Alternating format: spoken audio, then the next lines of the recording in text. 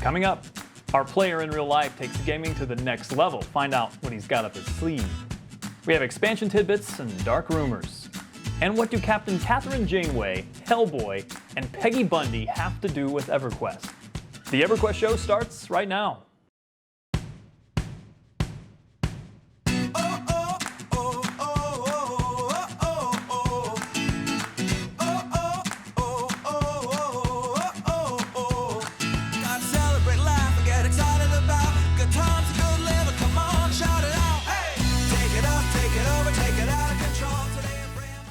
It's episode 4 of the EverQuest Show. I know it's been a while since our last episode, so we've got a lot of catching up to do. Let's dive right in. The latest summer producers letter had a few tidbits of information, but the biggest announcement was the 26th expansion for EverQuest. While we didn't receive a name for the expansion or even a theme for the expansion, we did get confirmation that a level increase is expected. An additional 5 levels will be added, and that brings the level cap up to 115 for EverQuest. And despite the lack of announcements for a larger fan event, they did have the Comic-Con Museum event back in March. The team still expects to have a fan event, but it will likely be next year. Now, this is to give fans and guilds time for planning. The team says, quote, "We'll have some questions to ask the community about who might be interested in joining us for a weekend fan event focused on them with Q&As, roundtables, and activities for gamers and role players. Fun stuff. We'll start rolling out some questions and surveys as we move forward." Now, Daybreak, I'm begging you, you've got to make this happen. Do not underestimate the passion of these fans, the intellectual property value, but I don't underestimate the amount of planning that must go into such a large event. So we'll see. And time is running out to get your Pride-themed bunny familiars. The team released 3 cute little adorable bunnies for free in the marketplace. Those are available through the end of July. Now, you can celebrate diversity and turn your pet into a cute little adorable bunny all at the same time. And according to Holly Longdale, executive producer for EverQuest, over 150,000 bunnies have been adopted in both EverQuest and EverQuest II combined. That's a lot of bunnies. Several MMO gaming news sites have reported some strange happenings surrounding Daybreak games. Now, while it's all speculation, several trademarks and URLs have been registered, which leads some to believe that changes are coming to Daybreak. For the EverQuest franchise in particular, the most interesting is, quote, Dark Paw Gaming, end quote, and several URLs that include Dark Paw. Now, Dark Paw, of course, is a reference to Fippy Darkpaw, one of the most famous NPCs in all of EverQuest and all of his Dark Paw cousins. However, at this point, it's just speculation until something more concrete is released from the company. Now, speaking of rumors of an EverQuest mobile game being in development, those have been floating around since last year. However, comments from a recent developer, Ask Me Anything, may have confirmed the development. In the AMA from Fires of Heaven, developers were asked about details on EQ Mobile. While most of the answers were, "We don't know," the answer from Holly was interesting. Quote, "They are in the early days and will tell you when they are ready and confident. We are definitely involved though," end quote. Interestingly, that AMA had a lot of great information. I suggest you go check it out for yourself. I've provided a link in the description for this video, and of particular note was Holly Longdale's response when she was asked about EQ3, or another EQ game in development. She simply deflected to smiley emojis when asked if there was an EQ3, and when asked the question, who's the James Bond, the 007 of EverQuest, she responded, Fippy Darkpaw. Darkpaw. We'll have to stay tuned. Now, the EverQuest universe is huge. We've got EverQuest 1, EverQuest 2, there's PlayStation games and pen and paper games, but the franchise did branch out into a real-time strategy. Now, unlike that other game, which we will not mention, wow, it went from a popular real-time strategy game and became an MMO. EverQuest started as an MMO, so it's just a matter of time before they branched out into a real-time strategy.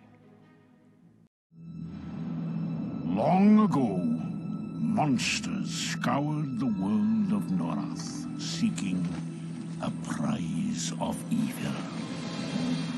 Lords of EverQuest was released in December of 2003 by a one-shot company, Red Eye Entertainment, but published by SOE. The game is set in Norath, but 10,000 years before the EverQuest Live timeline. Now, you can play on 3 different factions. The Shadow Realm, that's kind of the bad guys.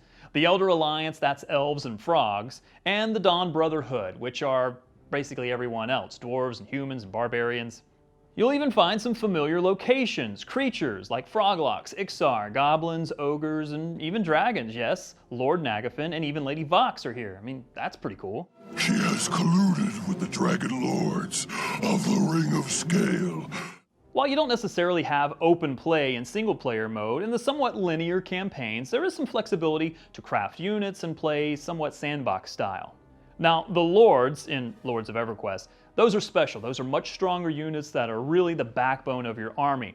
But here's the coolest thing. For each of the Lords, the game had amazing voice talent. Now, you may recall that EverQuest II used Christopher Lee for the voice of Lucan Delir and Heather Graham for Antonia Bale, but check out the lineup of voice actors in this game. Can you guess this voice? Also need to keep an eye open for Lord Torin of the Eldar Alliance. He disappeared in this region, and the elves are anxious to know his whereabouts. Yeah, that's Katie Seagal. She voices one of the Lords in the game. And how about this voice? As much as someone would like us to believe it, Zoran, this butchery isn't the Brotherhood's handiwork. Well, I'm sure you'll recognize this face. Yeah, Kate Mulgrew happens to be my favorite Star Trek captain of all time. I said impulse. And the talent continues. We've got Kevin Conroy. He's voiced nearly every animated series Batman or video game Batman that's worth a damn. Look at what you used to be. If the Alliance slips through these passes, the Brotherhood will be crushed between the Elves to the east and the Shadow Realm to the north. Now, I know you know Ron Perlman, not as recognizable a voice, but he voices one of the main characters in the game, Lord Skass. What does the Eldar Alliance propose? Now you pissed me off. And from Lord of the Rings, John Rhys-Davies. He's going to give life, of course. Why would he be anything other than a dwarf? Would that were enough. Now we've got goblins to contend with as well. Now, other notable names are Farousa Balk of the Craft fame, Claudia Black, you know her from Farscape and Stargate SG-1, among a myriad of other things. She also has another recognizable voice. No one on North will be safe as long as that necromantic witch holds even one of the artifacts. But one of the more unique and recognizable voices is that of Keith David, who voices Lord Vec. Is it DeFranco the Beans? I'm going to find the ones responsible for this and prevent their escape. Now, David's no stranger to lending his vocal talent to video games, and you can hear why. After they're contained, we'll deal with their betrayals. He also starred in one of my personal favorite movies, Cloud Atlas. I know some of you hated it. Come at me, bro. Do that again and you die. The music for the game was composed by Paul Romero, who also composed much of the EverQuest music from Planes of Power all the way up through Omens of War. Now, you can especially hear the Planes of Power similarities in the Lords of EverQuest music.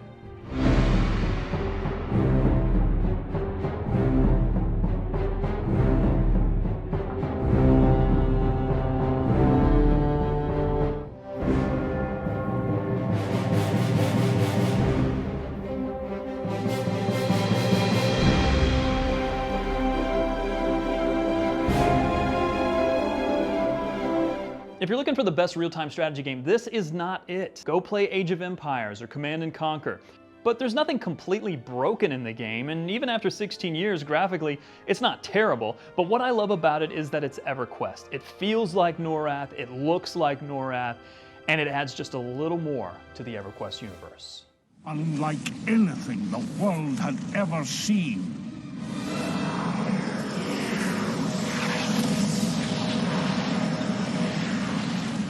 Welcome to Lords of EverQuest. When I first put together the EverQuest show, I sent a call out looking for super fans, anyone that had huge EverQuest collections or that had EverQuest tattoos, and all of our previous in real life candidates have all had EverQuest tattoos, but they got nothing on this guy.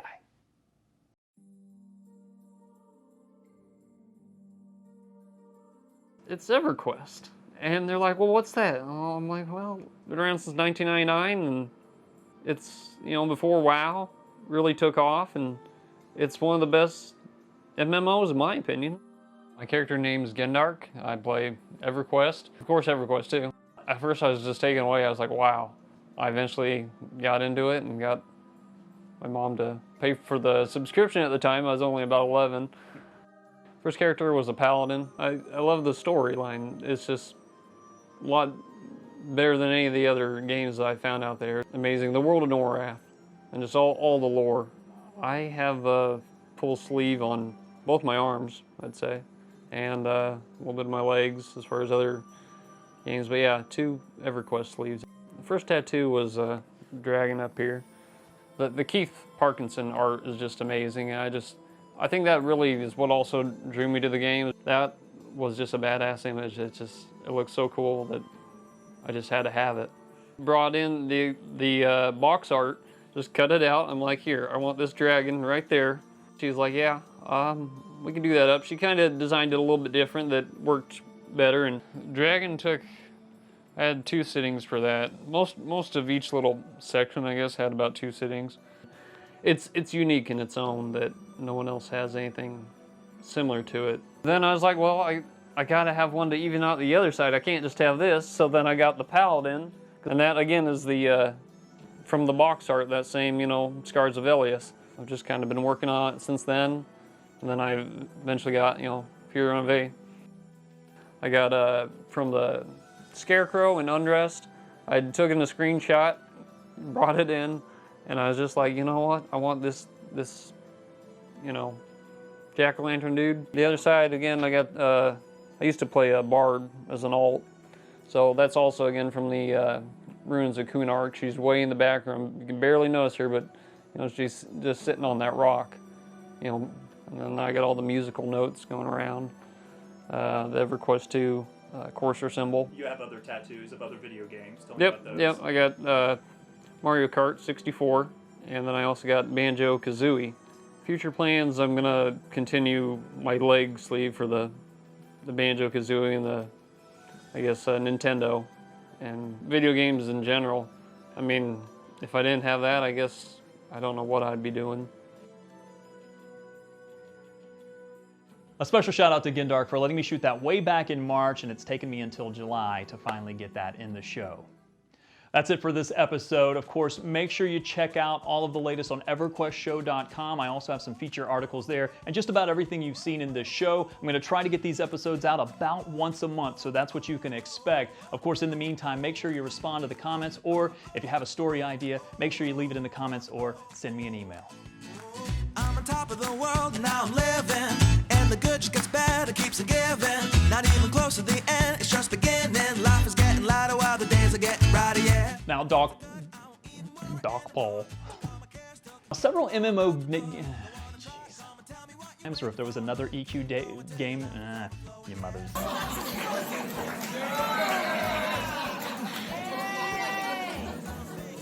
My mind, now I'm free from the words that I left behind. I gotta jump for joy and shout aloud and make a sound.